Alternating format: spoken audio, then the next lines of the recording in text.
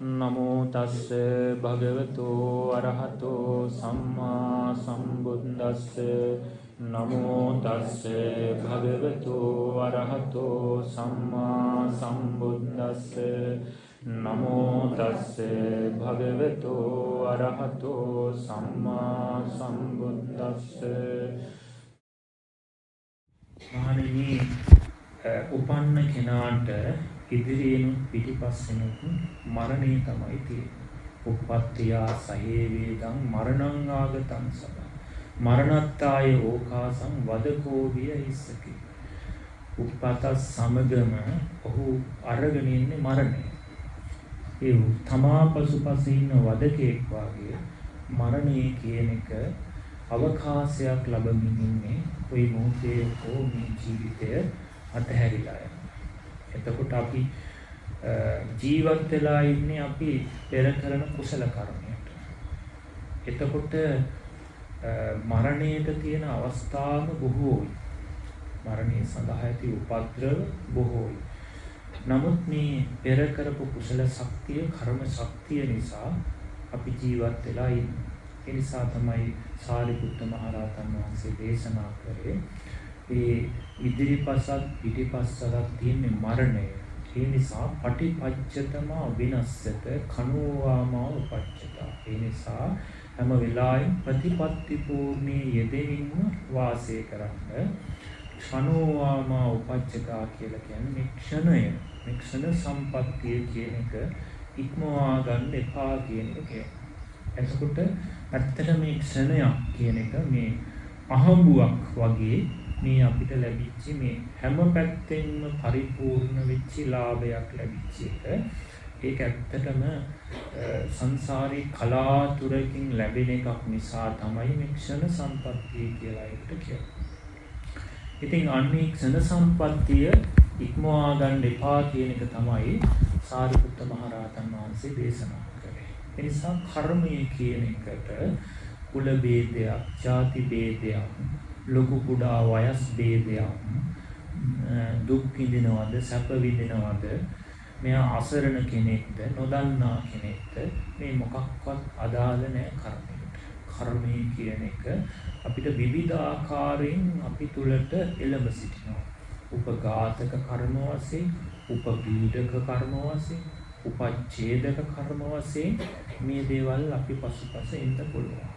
තමන්ට ලැබිච්ච මේ ක්ෂණ සම්පත්තිය මුළු මනින්ම නැති කරලා දාන්න පුළුවන් අකුසලයක් ඉදිරිපත් වෙන්න පුළුවන්කම තියෙනවා. ඒ උපඝාතක කර්ම.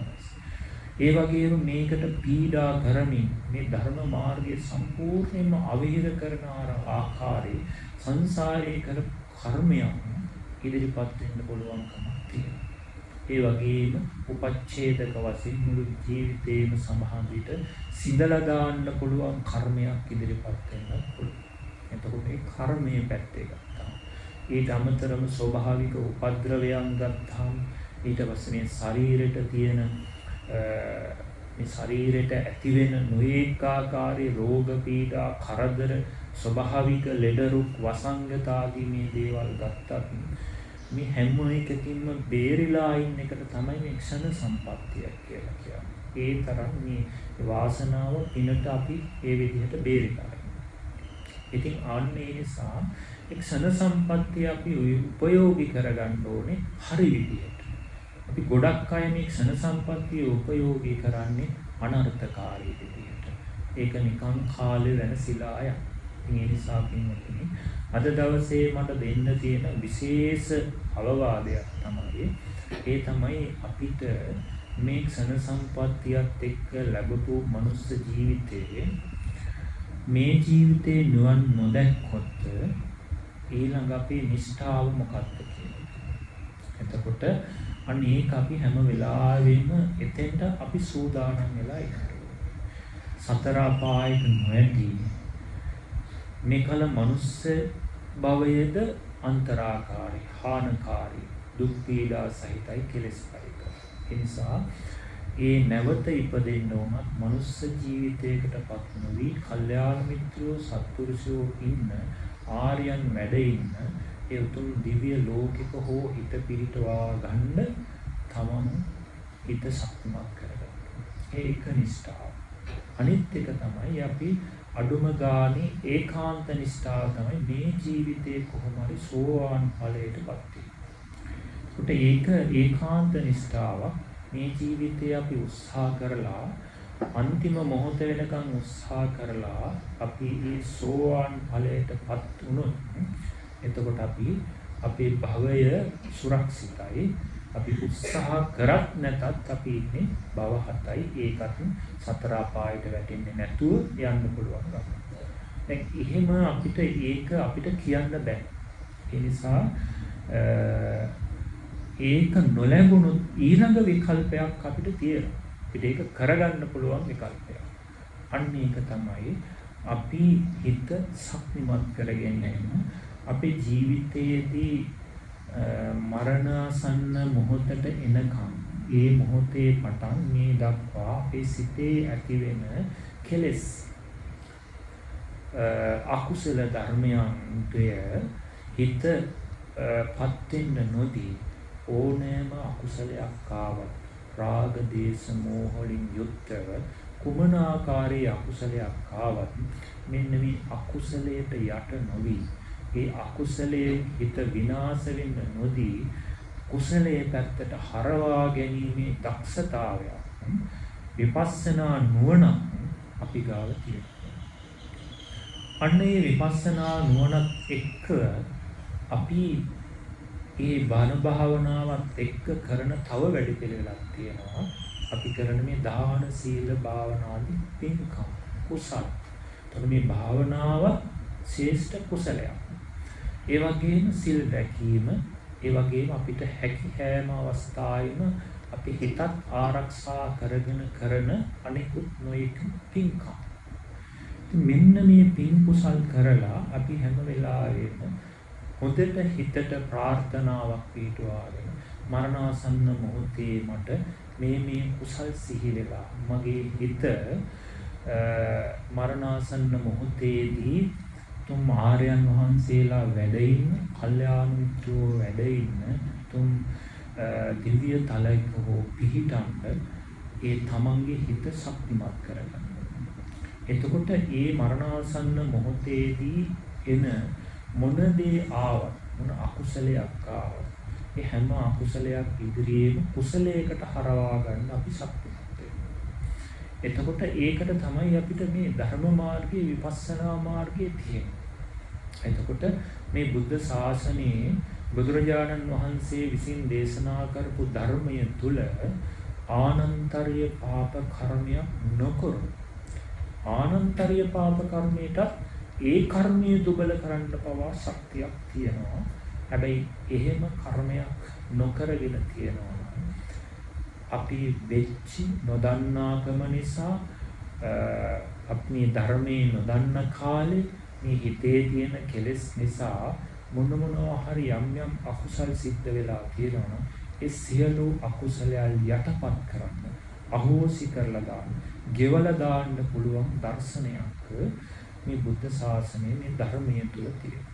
අන්න ඒක තමයි පින්වතුනි අපිට ලැබිච්ච අති විශිෂ්ටම ලාභයේ අර කියන සෝවාන් වීමේ අවස්ථාව හැරුණා. එතකොට අපි පිනක් කුසලයක් ශක්තිමත් ලෙස ප්‍රාර්ථනා කරගෙන ඒ ප්‍රාර්ථනාව පිළිබඳව මම ඔය පත්‍රිකාවකුත් දීලා තියෙනවා. මේ ධර්ම මාර්ගයේ යන්න අවශ්‍ය ප්‍රාර්ථනාවක් පිහිට පිටවාගෙන. ඊට අමතරව අතීතයේ කරපු කියපු අකුසල ධර්මයක් හෝ මේ වර්තමානයේ අපේ මේ ආයතන පරිහරණයේදී එන කුමන හෝ කෙලසීම අකුසලයක් ආවනාව එන වෙලාවට අපි හිත හැම වෙලාවෙම මේ අකුසලයේ දැකලා ඒක ධර්මයක් හැටියට දැකලා අතීතයේ වෙච්ච දෙයක් තිබුණා ඒ සියල්ල දැන් නිරුද්ධ වෙලා ඒ හටගත්ත රූප වේදනා සංඥා සංකාර විඥාන අකුසල සහගත සංස්කාරය අකුසල සහගත ස්කන්ධය ඒවා ඒ තනම නිරුද්ධ වෙලා ඒ අවිද්‍යාව නිසා තණ්හාව නිසා යමක් හටගත්තා නම් ඒ දේ නිරුද්ධයි. ඒ නිසා ඒක දැන් අපිට සිහි වෙනකොට හැම වෙලාවෙම ඔන්න මේ අතීතේ නිරුද්ධ වෙච්ච අකුසල ධර්මයක් සිහි වෙනවා. ඒක දැන් නෑ. නිරුද්ධ වෙලා කියන තැනට මනස අපි ශක්තිමත් කරගන්න පුළුවන් නම් එතකොට අකුසලයක් ආවත් අකුසලයේ අරමුණු වෙලා අපට උපදින කුසල් සිත. යහලා තියෙනවනේ ආරම්භන ප්‍රත්‍ය කියලා එකක්.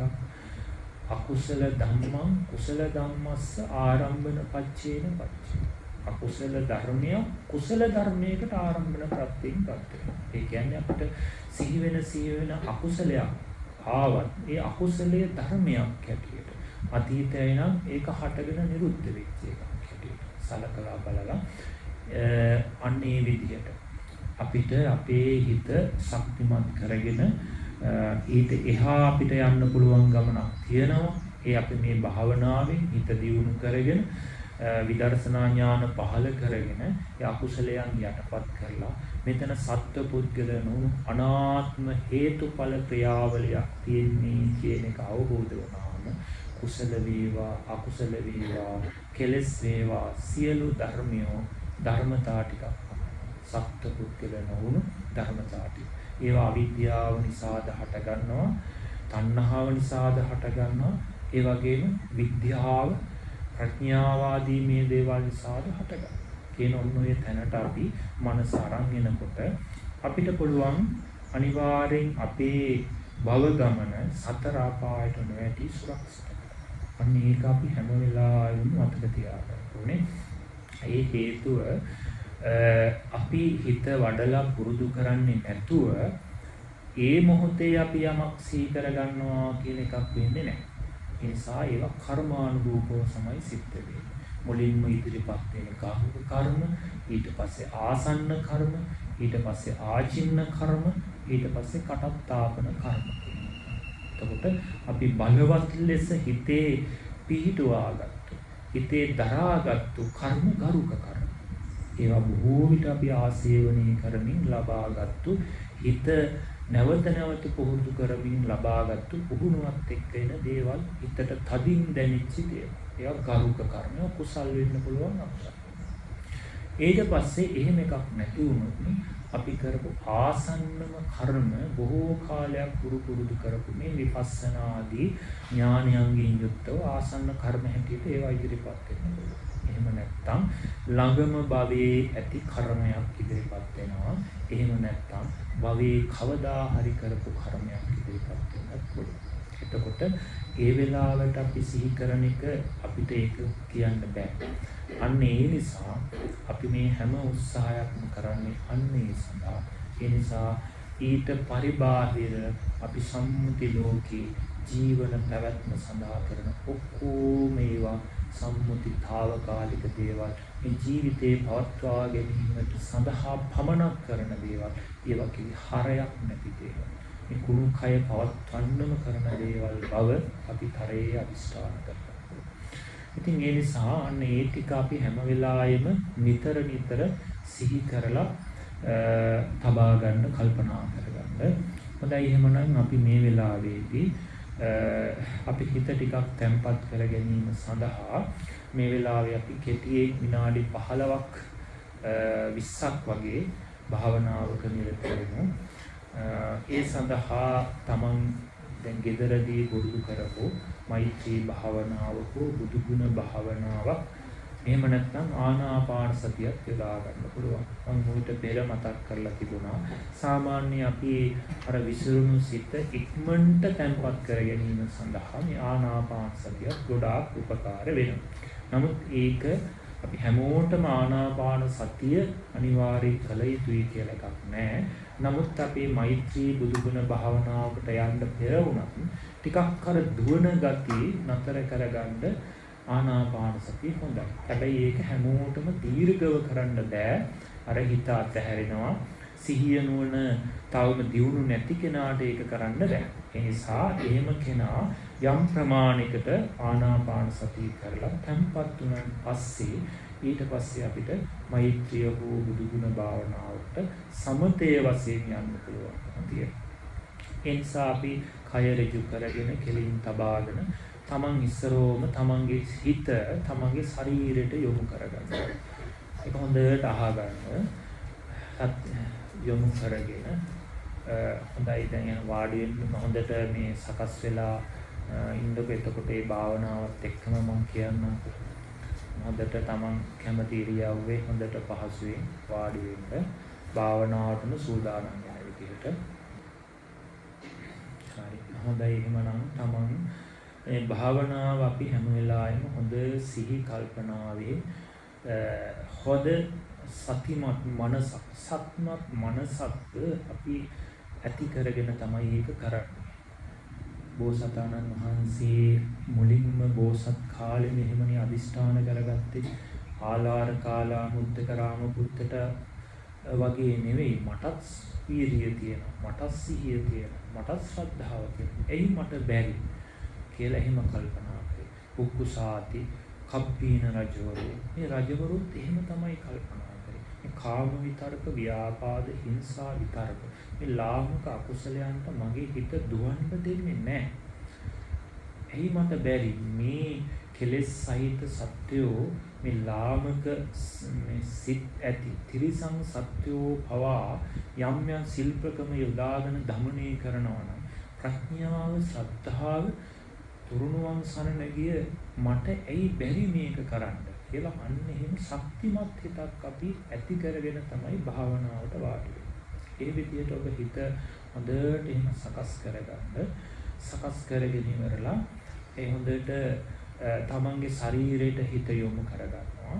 යොමු කරගෙන මොහොතක් අපේ හිස් මුදුනේ ඉඳන් යටපතුල දෙක සුවපත් වේවා කියලා අපි ටිකක් මෙනෙහි කරනවා. තමන්ගේ කය අර දරත ගතිය අයින් වෙලා ටිකක් එතකොට අපේ කය සැහැල්ලු වෙනවා. අර සැහැල්ලු වෙන ආකාරයෙන් තමයි අපි ඒ කරන්නේ. මනසින් පුළුවන් අපේ කය අතහරින්න. නිබර කරන්න පුළුවන්කම තියෙනවා මනසින්. අන්න එතකොට අපේ කය සැහැල්ලු වෙනවා. හොඳට කෙලින් තියාගෙන ඊට පස්සේ තමන්ගේ හිත තමන්ගේ මුඛයේ අභිමුඛයට ගන්න. නාසිකාග්‍රේ මුඛ නිමිත්තට අරගෙන ඒ වෙලාවේ අපි මොහොතක් ආනාපාන සතියට හිත යොමු කරගන්න.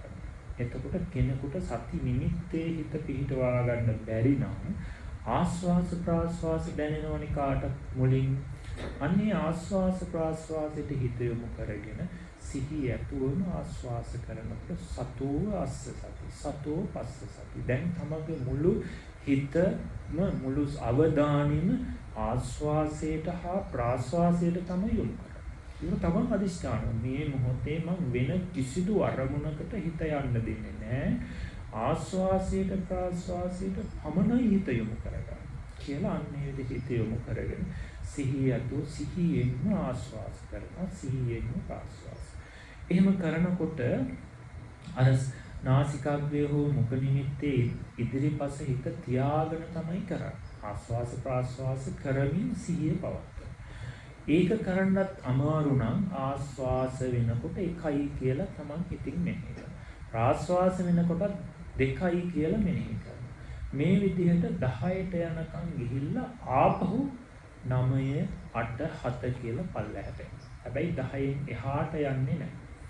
ඒ වගේම 4 5න් නවත්තන්නේ නැහැ. ඒ වගේම මතක තියාගන්න අර ඉලක්කම් ගණනය අනුව ඒ රිද්මයකට ආස්වාස පවත්වන්න යන්න එපා. 1යි 2යි 3යි 7 එහෙම අර ගල් කැට ගණන් කරනවා වගේ එහෙම මනස දන්නේ නැතුව එහෙම යනවා. අන්න ඒකට යන්න එපා.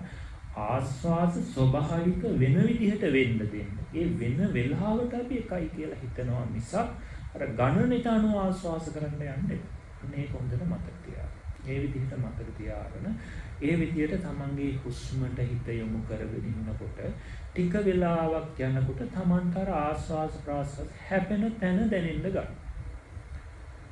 එයිම අපි ඒ තැන එතන දැනෙන තැන තමයි හිත පිහිටුවාගෙන. ටික වෙලාවක් යනකොට අන්න දැනෙන තැන වදින තැන දැනෙන්න පටන්. අන්න එතන හිත බැඳ ගන්න. එතන හිත පිහිටවා ගන්න. අන්න එතන තියාගෙන ඒ සති නිමිත්තේ හිත තියාගෙන ඒ සිහියෙන් ආස්වාස් ප්‍රාස්වාස කරනවා. අන්න ඒ විදිහට ආනාපාන සතිය ටිකක් මොහොතක් වඩලා ඊට පස්සේ Tamanට ඒක හිත සමාධිමත් වෙනවා නම් ඒකේ ඔබ මේ උදේ වරුවෙම ගත කරන්න. ඒක අපහසු නම් Taman ඒකෙන් හිත ටිකක් එකඟ වුණාම ඊට පස්සේ තමන් පුරුදු භාවනාව තියෙනවා මෛත්‍රිය හෝ බුදු ගුණ ඒකට යොමු වෙන්න මම භාවනාව අවසන් කරනවා. හොඳයි මම හැමදෙනාම අපි කෙටියෙන් කෝරක් කෘත්‍ය කියලා ඒ කියපු ඒ උපදේශ ඒ ආකාරයෙන් පිළිපදිමින් ඒ භාවනාව පටන් ගන්න. හොඳයි අත් දෙක නාලට ගන්න සිහියෙන් හැමදෙනාම මේක කරන්න. බුද්ධ ධම්ම සංඝ යන ත්‍රිවිධ රත්නයට මම නමස්කාර කරමි. මාගේ නමස්කාරය වේවා. බුද්ධ ධම්ම සංඝ යන ත්‍රිවිධ රත්නයට අනන්ත සසර පටන් මේ මොහොත දක්වා යම් වරදක් ප්‍රමාද දෝෂයක් සිදු වී ඇතනම් ත්‍රිවිධ රත්නයෙන් මට සමාව ලැබේවා. තෙවනුවද මට සමාව ලැබේවා. බුද්ධානුභාව බලයෙන්ද ධම්මානුභාව බලයෙන්ද සංඝානුභාව බලයෙන්ද